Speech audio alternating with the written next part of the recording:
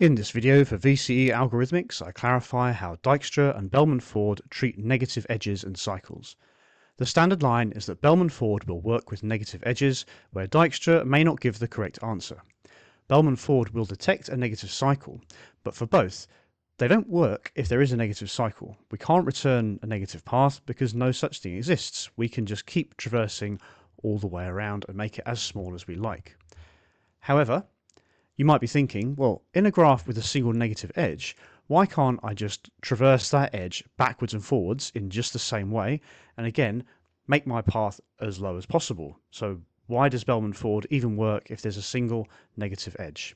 The explanation is that negative cycles are only really likely to occur in directed graphs. For example, you might have a graph for an electric vehicle, which represents how much electricity it uses, and when we're going downhill, it might be that the cost is actually negative. However, we'd never have a negative cycle.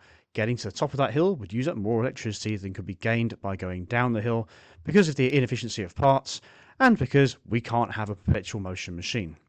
So really, there's no shortest path to find on an undirected graph with negative edges, but in algorithmics you may find we skim over that a little bit, and the standard explanation that Dijkstra doesn't guarantee the correct answer with negative edges, where Bellman Ford does, and that there is no shortest path on a graph with negative cycles, but at least Bellman Ford will detect this, should see you through without worrying too much about the details highlighted here.